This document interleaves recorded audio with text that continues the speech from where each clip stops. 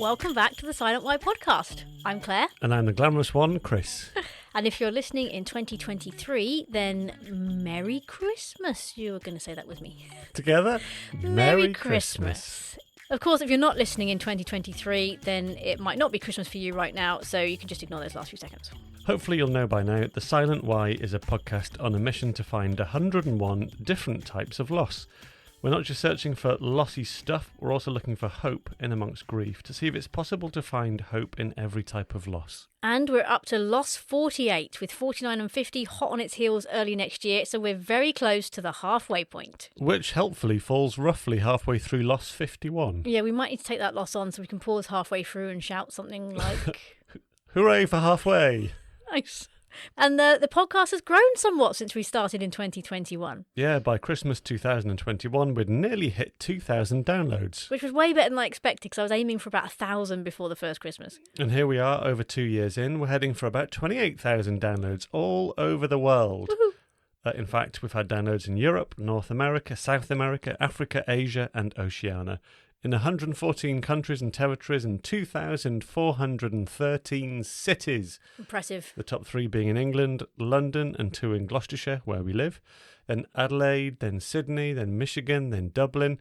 Thank you especially to those cities because I suspect they contain some very loyal listeners. Indeed. And is it Oceania or is it Oceania? Because I've realised it's spelt very differently from how we often say it. Write in and let us know. We thought it was about time for another episode with just the two of us, because for some reason people seem to really like those. And we always try and do an episode like this around this time of year to update people on where we are personally with things and how we're feeling as we navigate childlessness after infertility. And sometimes it's a bit of a wrestle for us to find peace and joy around Christmas again, so we thought we'd just update you on where we are. When we began this podcast a few years back, one of the first episodes we did like this in the December was about my loss of Christmas spirit, where I shared about how I found it hard not having excitement around Christmas like I did as a child and having no children around me to create it for us. Yeah, and then last year we did another episode called Comfort at Christmas, which was reflecting on where we were after Chris's loss of Christmas spirit episode the year before and how we were feeling after a year of interviewing people about grief. And the episode included podcast guests telling us why they find Christmas hard, but also how they draw comfort from that season. And it was so lovely to hear them all coming together again. And we're actually going to use some of those and add some new guests to it for an episode that we're going to put out on Christmas Day. So this time last year, we actually went away, just the two of us. We hopped on a car. Can you hop on a car? Not safely. We went under the sea in our car, hopping to Belgium for 5 days. That was the first time ever that we'd left the country at Christmas. And it was just the two of us. And apart from you being ill with a heavy cold, we had a pretty great time. We did, yeah. And it's worth reflecting on that decision before we move on to where we are now and how we're feeling, really. Because Christmas for us has always been a very fluid concept. And as we've said before, we don't alternate families each year. So no one, including us, really knows where we're going to be each Christmas. And not having had children, I'm really pleased that we made this decision early on because it does give us the flexibility to do what we need to do.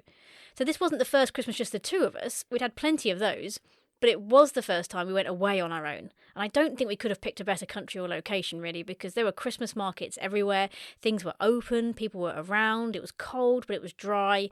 There was lots of Christmas lights. We had the Men in Gate and a lot of war history. So that seemed to create an atmosphere of sort of reality around the season for me, rather than that magical feeling of whimsy that we might not be feeling internally. And it is worth highlighting that we've been on quite a journey with Christmas, from absolutely loving it to being a little bit sort of in dread of it, finding it a bit stressful at times, finding it a bit sad, feeling like we don't quite fit in places, that sort of thing. In fact, out of those feelings, those places, you've written a number of blogs you can listen back to, you can read, if you're finding yourself this year in a similar place and want to draw comfort from not being alone. Yeah, and on the website you can go to thesilentwhy.com/blog and there's a Christmas and New Year category, so you can tick that box and it will just bring up all those blogs. The one I put out recently, Christmas Friend or Faux, about finding Christmas as a bit of an enemy sometimes and how to make it your friend again. There's the Season of December that I put out as part of my season series. This looks at how it can be quite a hard season for people, but how I sort of turned it into a potential source of healing instead. And then there's A Weary World Rejoices, How to Still Rejoice at Christmas. And then The Art of Making Everyone Welcome. And that blog has tips in it to incorporate the childless, single, sad, lonely, divorced or grieving into your gatherings and how to make them kind of feel part of it and not too excluded. So there's loads of stuff there that I've just blogged through my own feelings, really, just to help others over the various Christmases. So lots of stuff there for you. But today we're going to be chatting about where we are personally with Christmas, with being childless. How do we feel about the season? And like we said, we started in a place when we first started the podcast in 2021 of feeling quite sad, I guess, about Christmas, but also a little bit stressed by it. We did feel like we didn't really fit in. It wasn't a great place. And so we explored a lot of those feelings on that episode we mentioned, Loss of Christmas Spirit. Last year, we were getting a bit more intentional about how to do Christmas, so we reflected then. So here we are now. How are you feeling about this Christmas? Generally feeling good. I think there's so much more to say than that, of course.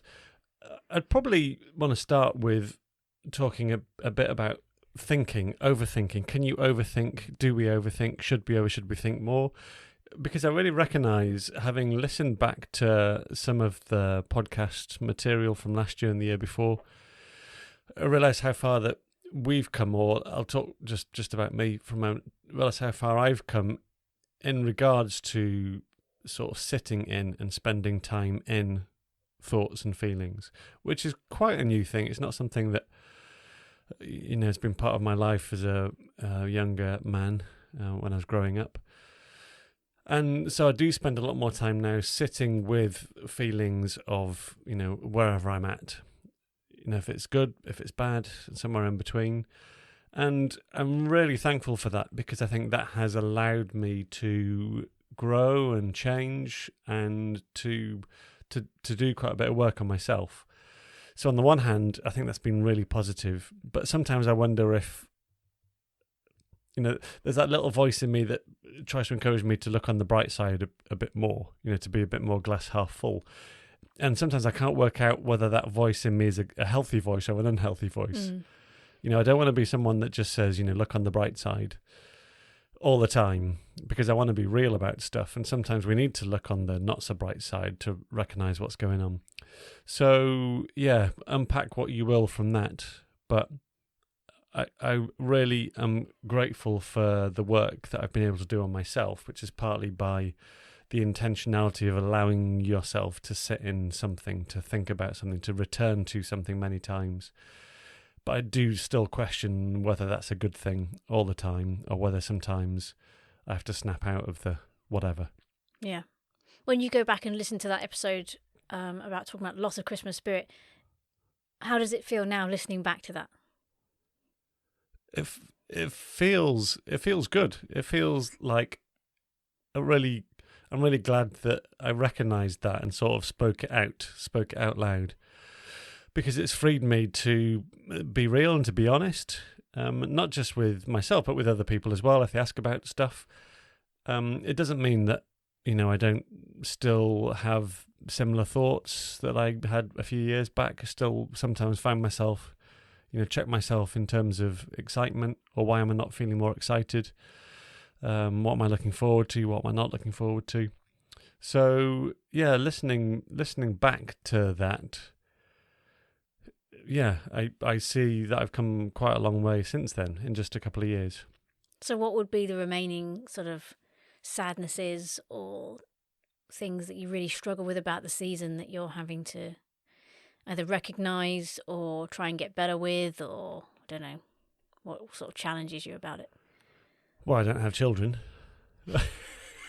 Me neither. No. I think that's still a challenge. I think and that too is something that, again, that little voice in me says don't, but there's no little voice that says do, and that's just keep reminding myself that I'm childless.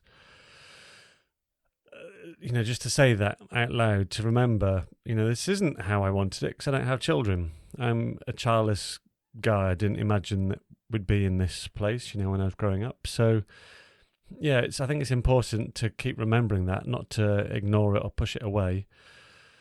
But that little voice in me says, oh, come on, look on the bright side. You've got so much going for you. You've got so much other stuff going for you. Life is so different by not having children, and much of that is good, and I have so much more resource, so much more energy. But yeah, I'm childless, so that's not going to change. That's not going to change this Christmas, next Christmas, in 5 Christmases' time. So yeah, I need to remind myself of that and remember that you mentioned about being intentional, and that was a big subject for us last year, wasn't it? We were doing more to be intentional in the last couple of years to actually make ourselves put stuff in place. So that's such a help, I think, to recognise I'm childless, so I'm going to do this, or we're childless, so we're going to do this, and just make sure that we're putting stuff in our Christmas time for the two of us to create memories and experiences and good feelings. And that's been quite a journey for you, because I don't know when it was, whether it's before we started the podcast or maybe during the podcast, there was a point when I was sort of recognising that I wasn't allowing myself to feel some of the feelings that I would have felt about not having children because of, again, a similar sort of, not maybe look on the bright side, but, I can get through this. I'm strong. I don't need to be broken by this sort of thing. And I remember saying to you, I never really know what would make you sad. Do you see other parents with kids? What makes you sad? And I think you were sort of recognising that the same thing with you. You didn't really allow yourself to go there. So you again, intentional. You got quite intentional about recognising things that you would have liked and then voicing them. And actually, that was hard to watch, or that makes me sad. I know that's been something that's been helpful for you along the way. Well, you verbalised that to me. I don't know when you're feeling sad, so I thought, okay, I will start just saying it out loud. If I see something, if I see a child running into the arms of his or her dad, I'm like, oh, that looked lovely. That makes me a bit sad. I'll tell you. So I have made more of a point of just trying to speak that out. More for you than for me, just so you know that there's human feelings, that, I'm not bottling stuff up. Just so you can learn more about me, I guess. Yeah, but I think it's also good for you to recognise, actually, I do have things that it's all right to sit in those things for a minute or two. And but I'd recognise it before. I just wouldn't share it. Right. It would just be something that I'd be like, so you wouldn't know any different. You might just think I'm normal, whatever, consistent, constant feelings. Because I wouldn't share that. I wouldn't say anything.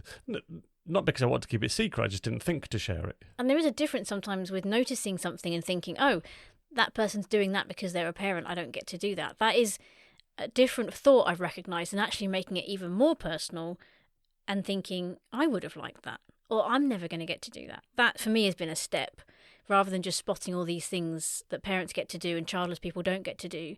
It almost kept it at a distance for me a little bit, and I've tried to personalise it a bit more and say, well, actually, I don't get really sad around babies and pregnant women. That's not ever been my thing.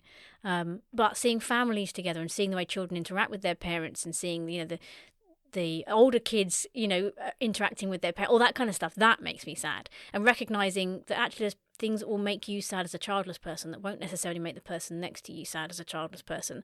So it's important to tease those out and work out what your things are that you find hard. And I've recognised those, and then I can build that into my life to either avoid certain things that I know that's just not going to be healthy for me to sit in, or to know that I can do that because that's not something that makes me sad. I don't need to be like that. It's very easy to sort of think, I can't have children, therefore I will never be able to be around a pregnant lady, or I will never be able to hold a baby without it being this, and this. You can put that on yourself without that actually being your personal experience. So I think it's important to make it personal. And I think when I heard you talking about it, that's what it was happening. I was working out, what are the sad things that you find difficult? Do you have trouble seeing pregnant women because you know that I'll never be like that? Or do you have trouble being around dads that are talking about taking their boys to football? Or is it around university kids when they come home for the summer? What is it? And so that's been really helpful for me to learn what you would have liked and what taps into you. And to move on as well, I think this is quite an interesting thought, and this is something you've made me think about. You've sort of raised the subject a couple of times. When you talk about not having children, or if you imagine yourself with children, what age does that tend to be? What age child? You talked about sort of being around friends who are pregnant. So if you think of yourself with children right now, what age are those children? They'd be early teens, I guess. Okay. I don't picture... I have moved on from the... Probably why... Well, no, it's not why I find it easy to be around pregnant people, because I've never really had that, because I've always found it's quite sort of special, really. But I have moved on through the years as we would have had children. If I think about it instantly now, I do think about them being older. I don't think about having a baby. Yeah, I still think about baby. Isn't that interesting? Yeah. And I guess that's the bigger subject that we've spoken about many times, that it feels like for us being childless that one of the biggest symptoms of that is just the big pause button being pushed. It felt like after we'd come through all those milestones of life, through your first job, finishing education, first long-term relationship becomes marriage, all that sort of stuff. For us, many of our friends, the next milestone is the first child. And from that point on, it feels like things have just paused. And so I'm still in that place that even though physically and, realistically, I'm now several years older than I was when that was the case, I still think of myself, the default position for thinking of having children is babies. I still think about having a toddler. Whereas actually, as you've really helpfully reminded us, that if we'd had children when, the time could have, if it happened, those children would now be in their teens. It was 2010, I think, we found out we were having issues. So, yeah, they'd be heading 14 next year. Yeah. I think that has helped, again, by being around women. I'm around women with all different age children at the moment. There was a time when all our friends were all had young children or babies. Now I've got friends who have got children ranging right up to their 20s. So I think as I've had more friends and their children have got older, I go through those milestones sort of thinking that would be me, that would be the first day at school, that would be this, that would be that. I've moved with it. So I'm already at the moment probably processing what would it be like to have kids that are 12, 13, 14 and showing those interests in things at school, or, one of our neighbours' kids is really into animals and zookeeping and stuff. I just think, I'd love to have chatted about that kind of stuff with a child, and those sort of things. I've brought myself forward a bit, I think. But yeah, interesting, because I hadn't really thought about that much. That's just where I am. It's interesting that, like you said, but I don't think men talk about it as much. I'm around a lot of chats, women talking about parenting and children, whereas we said the other day when we were with some other friends, women come up against a lot of questions like, are you married? Do you have children? So we have to answer that question a lot. Whereas you said you don't really get asked that so much. Men don't really ask those questions, so you're not faced with the same sort of thought processes, I guess. Yeah. Yes to all of that. What you talked about being intentional. What are you doing this Christmas that is intentional, that's making it better than 2021? I think one of the big things is around expectations. Now, as you know, I've done various experiments in the last year to manage expectations. Yes. Some of it a bit depressing. Let's say, for example, like we've booked a overseas trip. And so I have intentionally had very low expectations. And I've told super you that. Low. I told you that from the start. Like, okay, I'm going with very low expectations. And then I've ended up really enjoying that trip because I've been surprised, I've been delighted. So I've been playing around with, where am I? Am I naturally someone that expects too much? Because we must all be different. We can't all expect the same thing of the same thing. So am I, by default, do I expect too much and therefore find I'm more disappointed than you? Or, whatever. I've been doing a bit of a science experiment, which I think I've benefited from. I think I've learned quite a bit from it. But to bring it back to Christmas, what has spoken to me about Christmas this year is about the unexpected, and trying to set things up to be more open to the unexpected rather than everything being known what's going to happen. And that's that I think feeds into the childlessness thing, because so often kids do things that are unexpected. So often a parent's life, I think, from the outside looking in, a parent is absolutely full of unexpected whatever, thoughts, feelings, experiences. Whereas what we do, so often, because we're doing it, is expected. So I've leaned in, I've lent in, lent. I never know those two. Let's go with Lent because it's Christmas. I've lent in to just being more open. Because Lent is Easter. Sorry, I was thinking Advent. Sorry. Adlent. I've leaned in to the more unexpected things of this Christmas time, and I'm enjoying it. So that's sort of quite an intentional thing about searching for the unexpected. I don't know what it's searching for. Being open to the unexpected. That reminds me of an Instagram video I saw this week when you said kids bring the unexpected. It was a child who opened a toy from their parents. I think it said $49 on it. What happens when your child opens a $49 present? And he, like, it was a mobile aeroplane, and he put it all together, and this child ran through the hallway holding it in his hand, tripped and fell, and smashed his hand so hard on the floor that it just went into about 50 bits all across the floor. I was like, there we go. That's the unexpected, isn't it? You don't get that with a childless life. Yeah, it is. So, yeah, one more thing, I think, just to add in, and I'll ask you the same question. But really trying to think more of others and put others before myself is something that I'm working on as well, because that doesn't come naturally to me. Now, I think at my core, I can be quite selfish, can be quite greedy. So I've been doing some work on myself in the last 6 months about, gaining things or gaining money, and actually even planning stuff when it comes to Christmas. There's various things that you've wanted to do that I've been very happy to go along with, rather than put up a fight. Because the selfish me would have been like, no, not like doing what? that. Like what? So probably one of the main things is, how early do we go Christmassy? In the UK, I think we saw Christmas chocolates appear in supermarkets at the end of September. I think that was the earliest we saw it this year. Maybe that's the earliest we've ever seen Christmas stuff starting to come to the shops in December. So the Grinch in me just goes the opposite way and wants to, be anti-Christmas until I allow myself, the floodgates to open.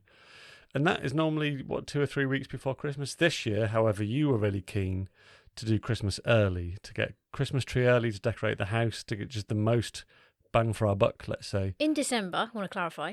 Out of Christmas. I do wait for December. Yeah, there were some Christmas trees up earlier than that in houses around where we live in November time.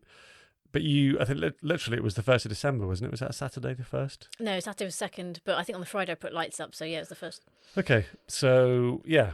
But rather than me challenge that or be a bit sort of argumentative and then therefore a bit like reluctant or resentful of doing that, I joined you in it. So I was like, okay, well, why not? Let's give it a try. Let's see how well it goes. Let's do, and again, this comes back to our Christmas episodes in previous years where I've learnt more about the things that you really cherish about this time of year. And so I've stopped to just make myself more aware of the things that bring you joy and the things that, warm your spirit. So I engage with that rather than just me going after the things that I enjoy and what have you. So so we did Christmas early this year, and hopefully you'll feel like I wasn't too resistant to it. No, I mean, most of what you're talking about is an internal wrestling, to be honest. I don't see half of this going on. So I don't even really think I've seen your resistance in the past. If it is, I just think it's like a jokey thing of like, when should we do Christmas? But I never see it as a really serious thing. So no, I didn't feel like there was any resistance. Okay, good. Pleased to hear it. I think you have a lot more internal wrestling that goes on that we don't see on the outside. So sometimes you probably feel like you are being like that, but it doesn't actually show. So okay. I certainly didn't notice.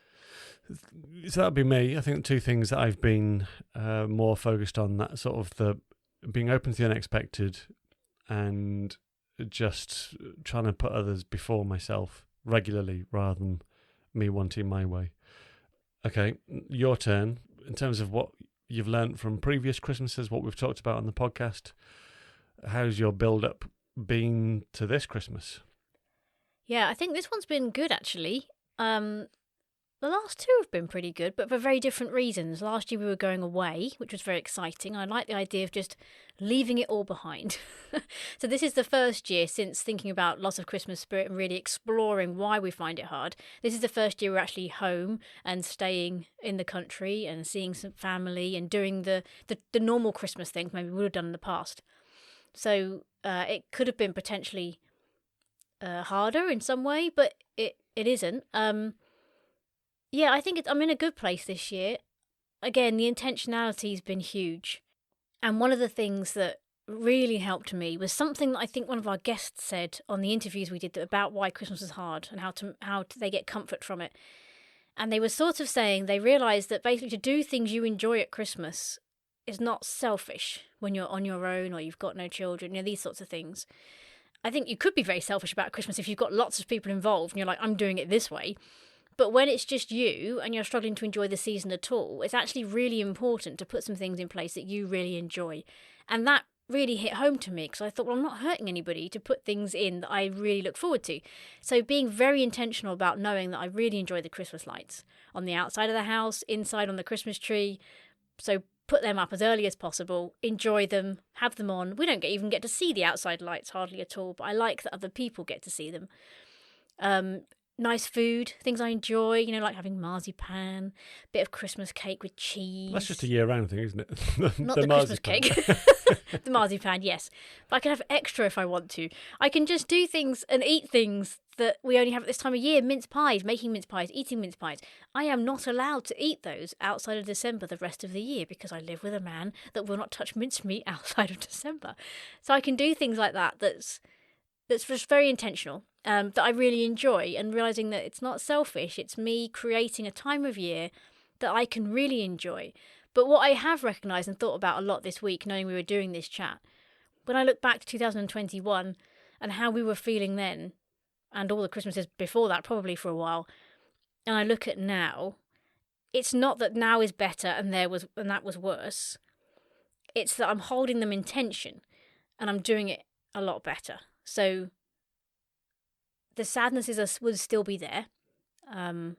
We're still dealing with the same problems of not having our own children, not having a lot of the joys of Christmas. A lot of people do still have these big family Christmases, or they meet with family for Christmas, and you know, it's all lovely because there's cousins getting together and all this kind of thing. We will never have that. That's always going to be difficult, and because people tend to go into their own shells at Christmas, I do feel like it will always be a bit of a lonely time. You know, everyone sort of goes off the radar a bit. That will all still be there, but I can make my Christmas as enjoyable as possible, and that can involve things like staying here, choosing to see family, you know, connecting with our parents, which we quite often see, or we can go abroad, do other things. It might be that we do a bigger family thing if we choose to, with wider family. We have those options, and depending on how you're feeling and where you are, we can make it what we need it to be. And it's not a selfish thing, it's actually self-preservation, and that's okay. And I think for years, I assumed that we would need to do the big family Christmas with nieces and nephews and, you know, cousins coming together. And I knew that would be really hard to watch and know that wasn't our story. We didn't have anything, felt like we didn't have anything to input. We didn't bring anything to the table. There were no kids coming with us that other kids were looking forward to seeing. You know what it's like when you've got the auntie and uncle around at Christmas. It's just that token couple at the table that are a lot older than you that, you know, when I look back, I always thought my aunts and uncles were so old. And then it's just, I don't want to feel that that's me, but the reality is it is. Someone in their 40s to a 6-year-old is pretty old. Yeah. So it's just recognising those things and knowing that actually, I think for us, connecting with children will be easier with older children, and that's my kind of forte anyway, I think.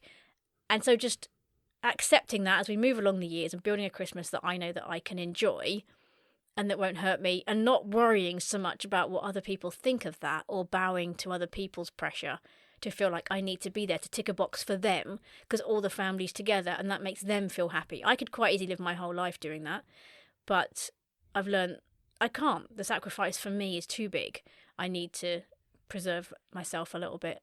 But in doing that, I'm finding my own feet with joy, with peace, with hope, with all the good things about the season. Carols, I love carols. The words of carols are so much more comforting than half of the secular songs out there. There's no expectation to have a big, happy, amazing Christmas that you wish was happening every day. It's just, you know, it's a coming together of a weary world, rejoicing. Well, yeah, I love all that. We had that conversation a couple of days back. The carol, the words of the Christmas carols are a lot more realistic, a lot more focused on, you know, where the world actually is at. Yeah.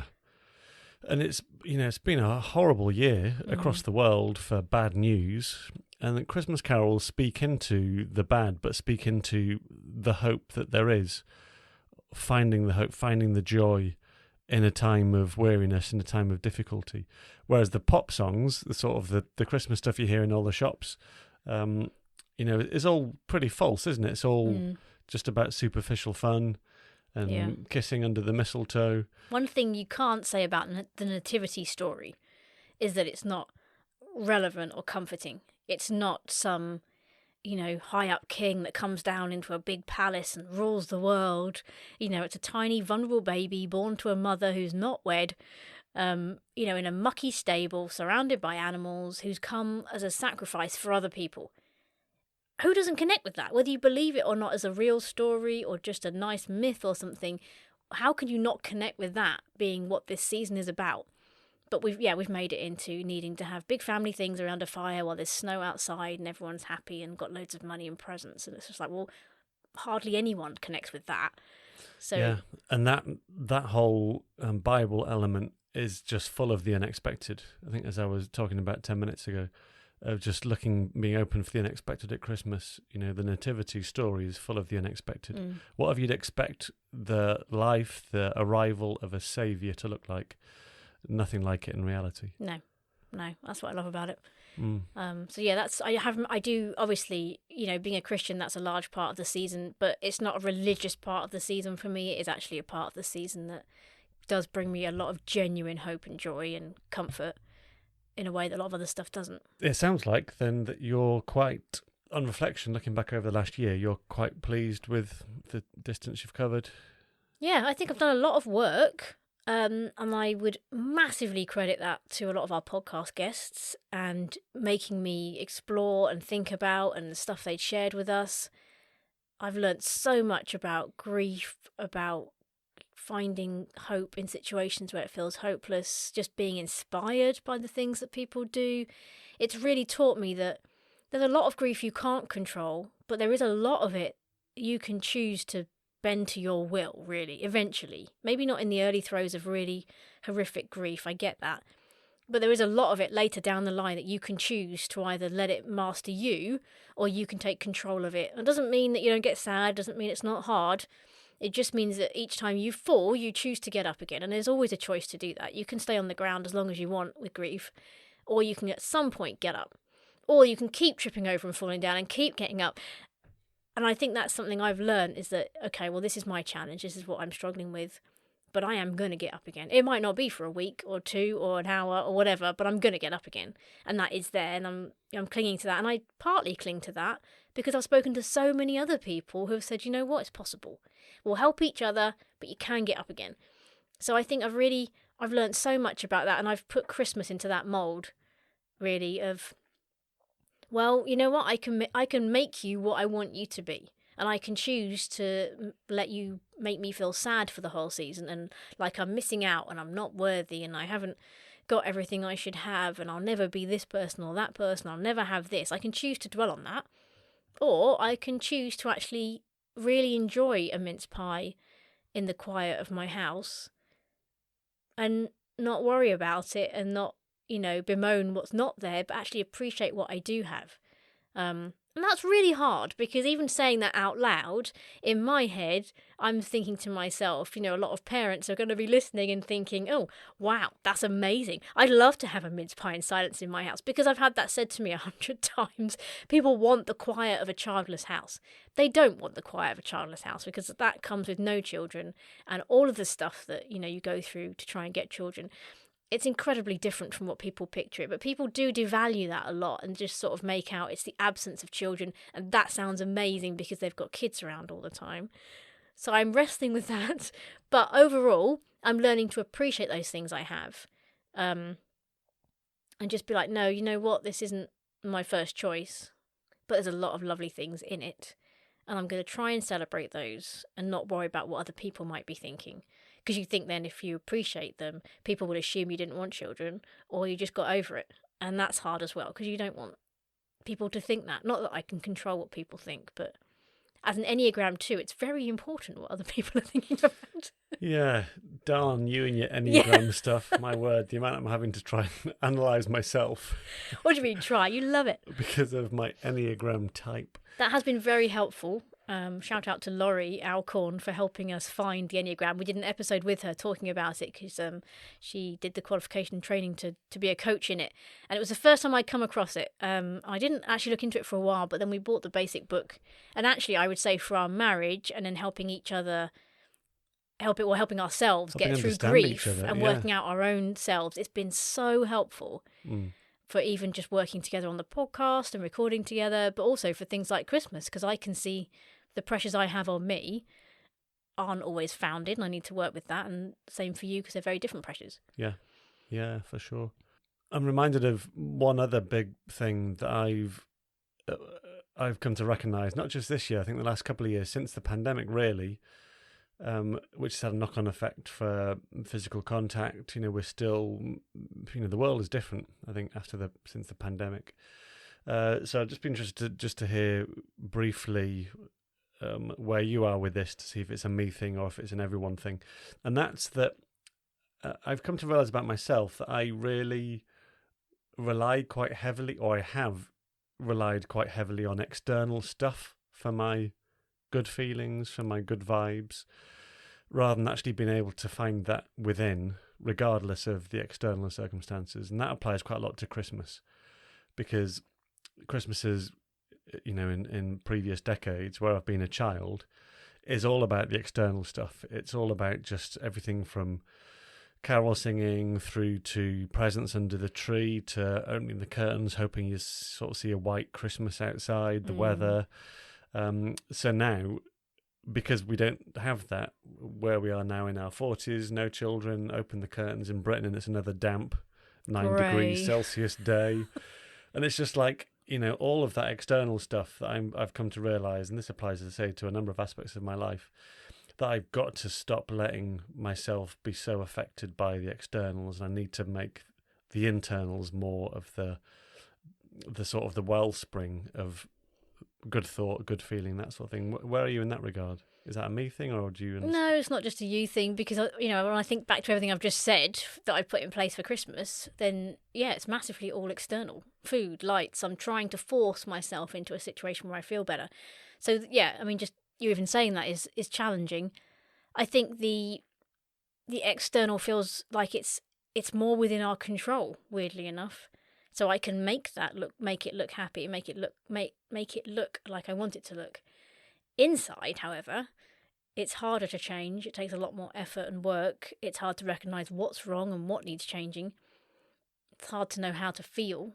So I think that is a lot more complicated. So if I were to think, how am I internally making Christmas better, then I guess I would just be going back to what I said about intentionally choosing to try and keep getting up again each time it knocks me down.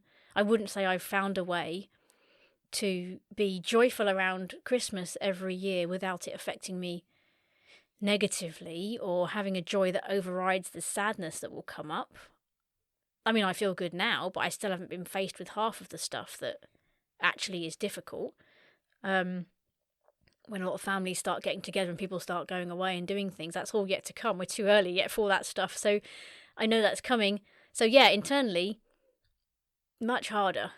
But I do feel stronger that I know things will affect me, and that's helpful because it's not going to come unexpected. I know the sorts of things that affect me. And when they do affect me, I know I can recognise them, and then I've got a choice what I do with that.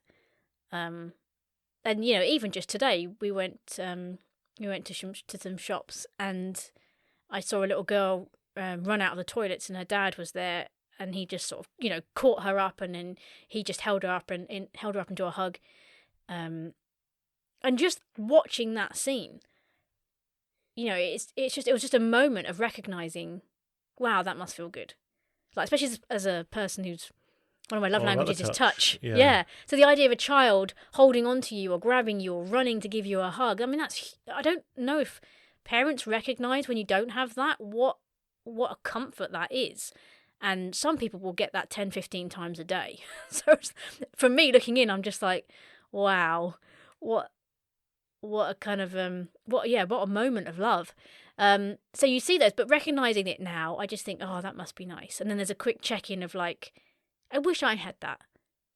But then there's a choice to keep moving on and be like, I don't have that. There's definitely, yesterday, and I caught you unawares, and we were standing about a metre apart, and I put my hand around the back of I think you were mid-speaking, and I put my hand on the back of your head, So we were facing each other, and I put my hand around and held the back of your head.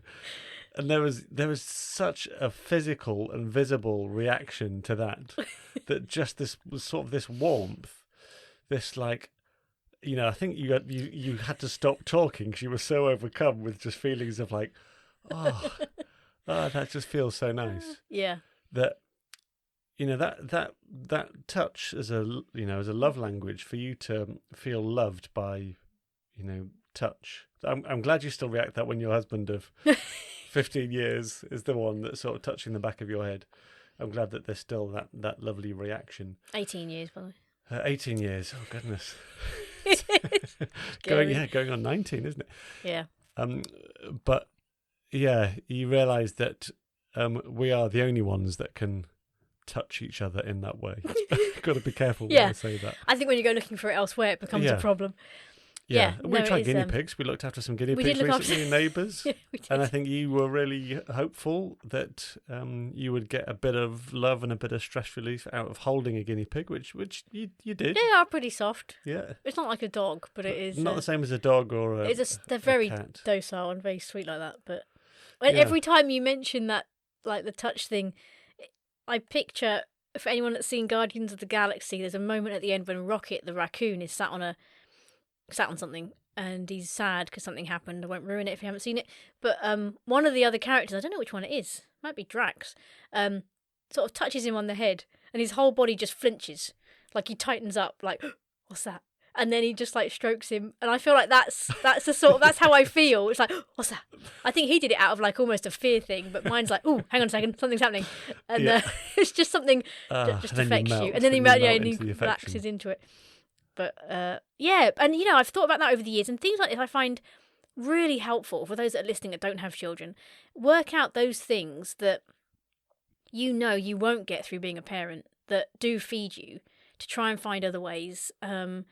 Touch is one of them for me, but my other love language is words of affirmation.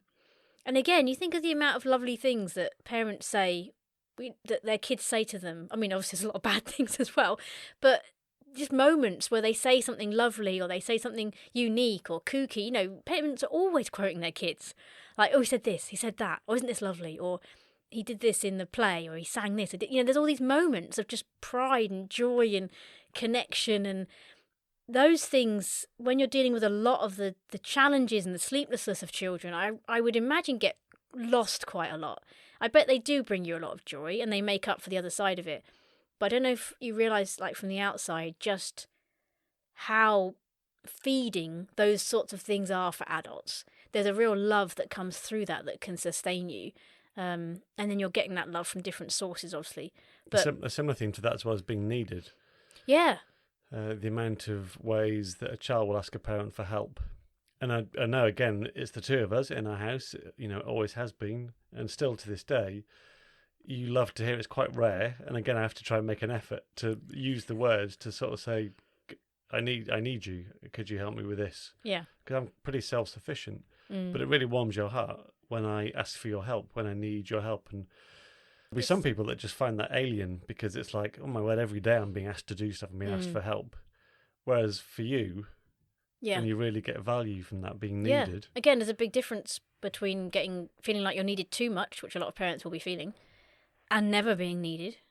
And, I've come to a point in my life where I just think, flip, no one needs me. And obviously, there'll be family, but like, we need you. But not like, you don't actually rely on me for something physical that I give you.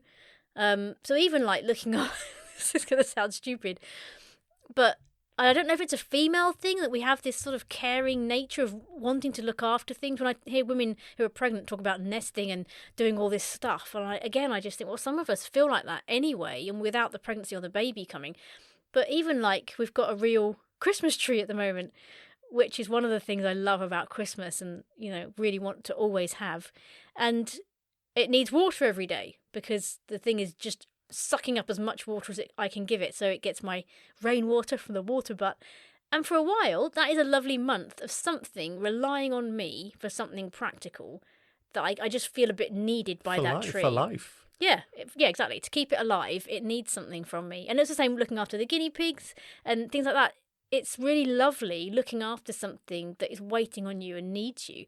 And I think, again, we underestimate that, especially for women who don't have children. You're not needed much anymore.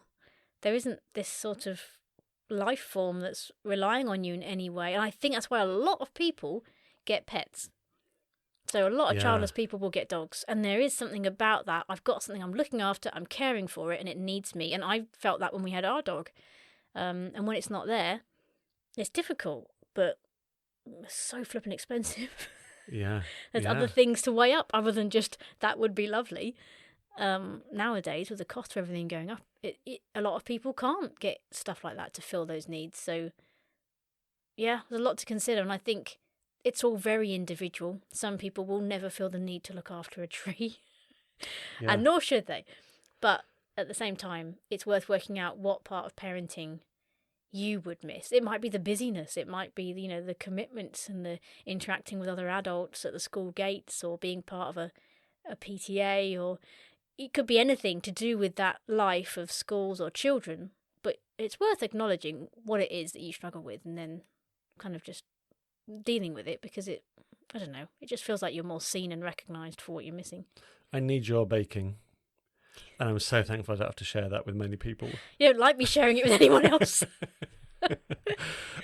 So, really happy to need you. For Even though it's ruined going out for tea and cake anywhere now, because we can make our own better at home. So most things now are a disappointment out and about, which is such a shame. Manage your expectations. Yeah, that's true. I should expect it to be rubbish. I'm so thankful. I love what you make at home.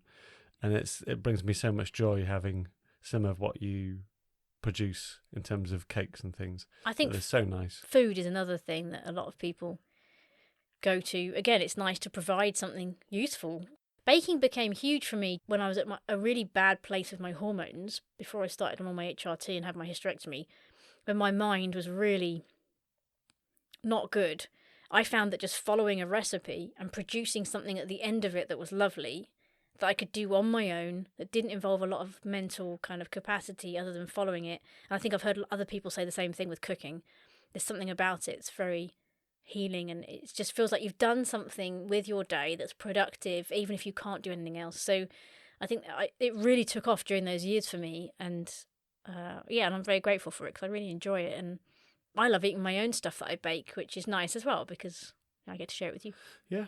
Well, there's been an upward trend in things that are being sold now, like colouring books for adults, painting by numbers for adults, similar to recipes and baking. Yeah.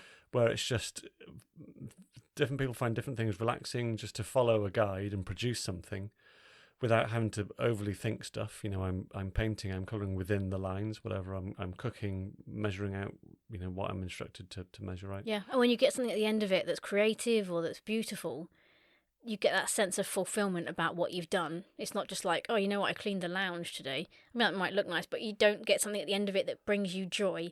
And I think I remember Diana, who we spoke to, who does a lot of art on Instagram, beautiful artwork, and she said that there's something about when you're doing something creative, it allows the other side of your brain to process a lot of the things you're going through. So it's actually very good for mental health, because you're doing one thing, it allows your brain. And that's the same when you do jigsaws, when you do gardening. All these things use a certain part of your brain, which allows the other part to actually be processing a lot of the bigger things that are going on. So I think there's a lot of, evidence that it's good for you to do these sort of creative things. Is it creative to then eat what's been produced? Yes. Can I process while Definitely. Just with all that in mind, we've obviously got New Year coming up. We're not going to be doing another episode, the two of us, until into the New Year, which is the 9th of January. We're going to do another one, just the two of us, with some exciting new things to talk about. But looking at that and going into New Year, which I know has been another time for us that's been tricky, because all our years have looked the same at certain points, and it can be a bit depressing to come into one year and go out of it feeling like you're in the same place heading into another year, which looks like it'll be exactly the same. How are you feeling about New Year this year? Oh dear, New Year. I think honestly, I don't know. I think Christmas is one thing. New Year's quite different. New Year comes with a lot of very different feelings and different challenges. And over the years, the problem that I've had with New Year is the tension between New Year's Eve and New Year's Day. I love New Year's Eve. I love to think big parties, celebrations, fireworks, all that sort of stuff. You like to think about it all. We never do that. I love all of that, but then I don't like what comes next, which is New Year's Day, which is the start of a new year. It's like a reset button. It's like another year. And I find that in that space, I look back and think, how far have I come in the last year? How much has changed? How satisfied am I with another year of my life now being over?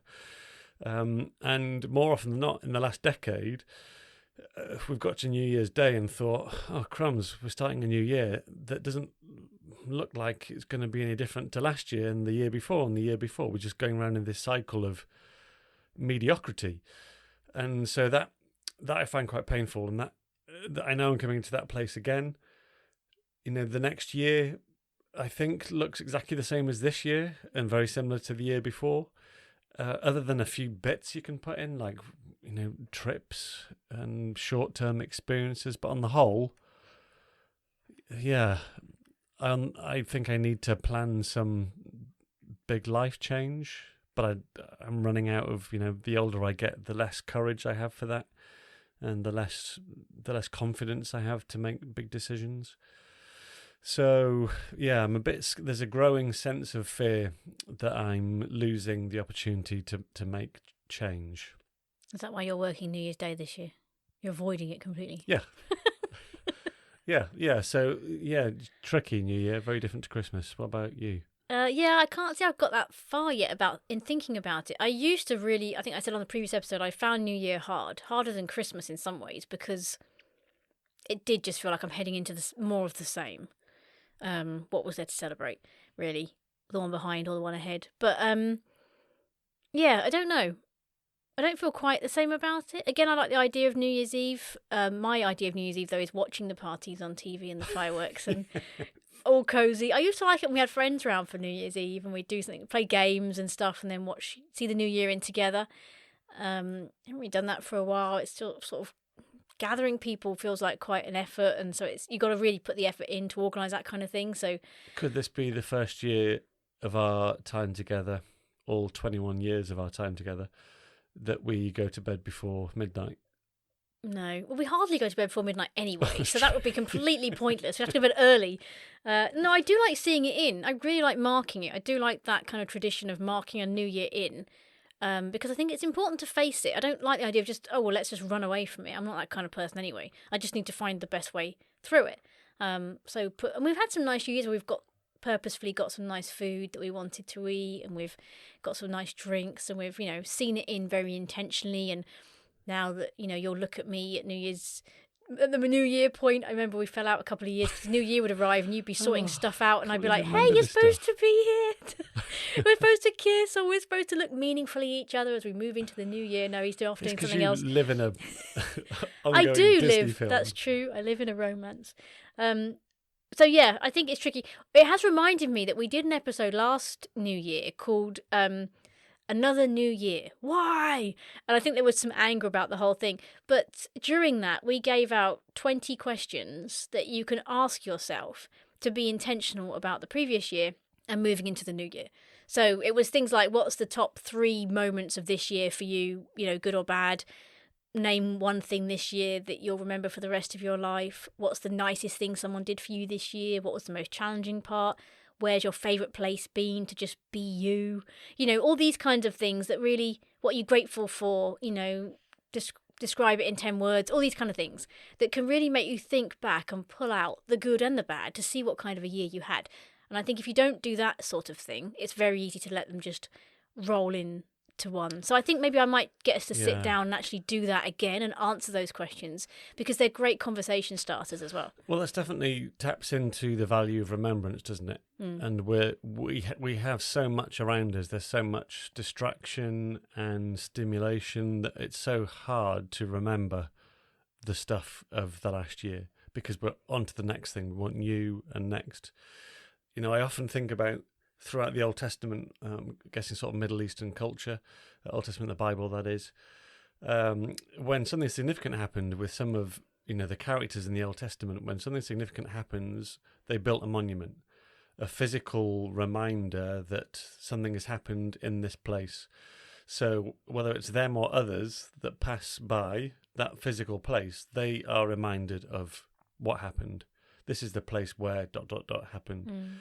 And some people listening now will have that. They will have things that remind them of, of sad times, of difficult times, of challenge, of happy times. But yeah, I like the idea of us having more opportunity or more, or us putting more effort into building little monuments as reminders. I like the idea of it. We don't do it, but it's almost like I probably would benefit from that if I did that and actually had physical, visual reminders to stuff that's happened. If people are in a similar place, they're struggling with Christmas, which is why they're listening to this, what's the one thing, one piece of advice, one almost Herman, as it were, that you would want to say to them? Would probably be a question along the lines of, what are you expecting of yourself and of others? And just to answer that. That just taps into the expectation side of things. Are you expecting too much of yourself? Are you expecting too much of others?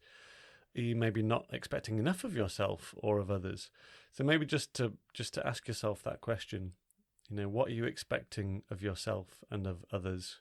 And see where the answer takes you. Yeah, thanks for that. Put me on the spot there. Okay, your turn. So, one piece of advice from you.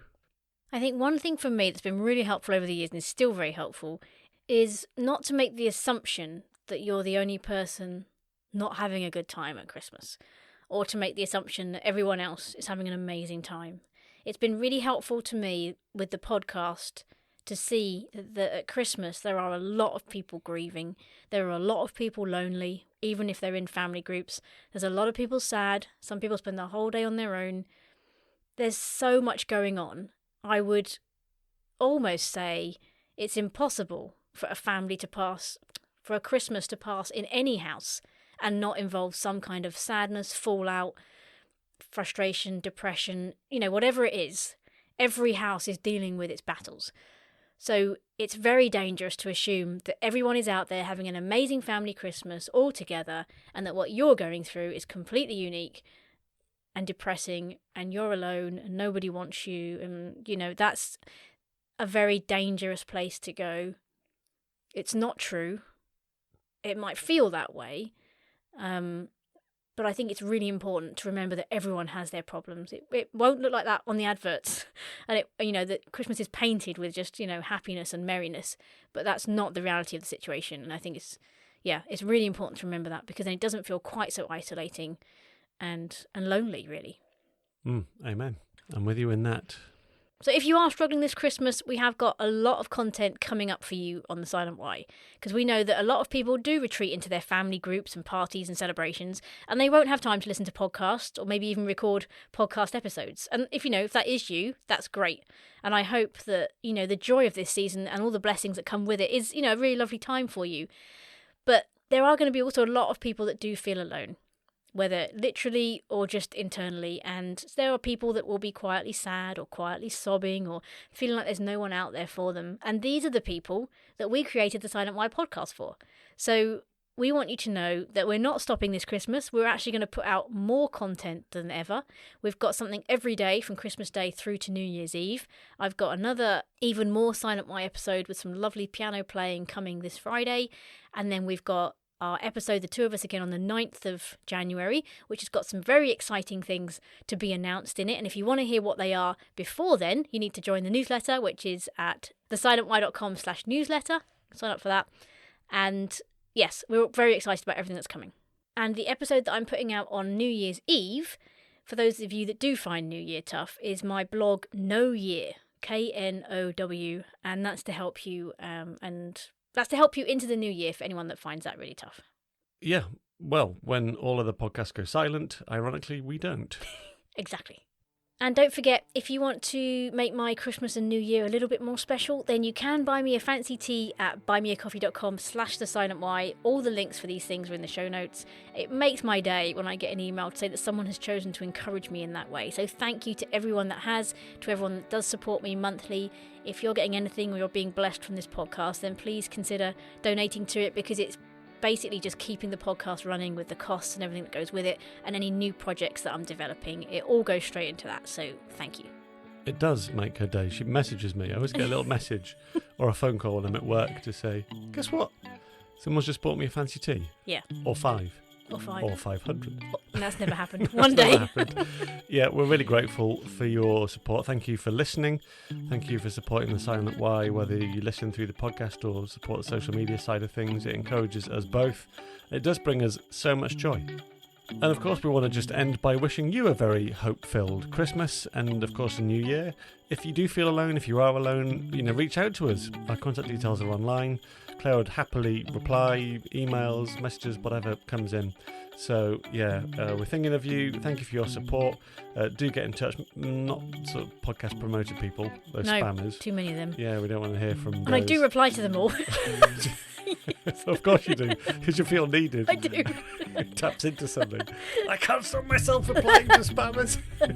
It's just contact. I feel bad for them. Yeah, well, have they got a job to do? No, I don't know. Causing problems. Right, well, yeah, have a hope-filled Christmas wherever you are. Happy Christmas. Happy Christmas.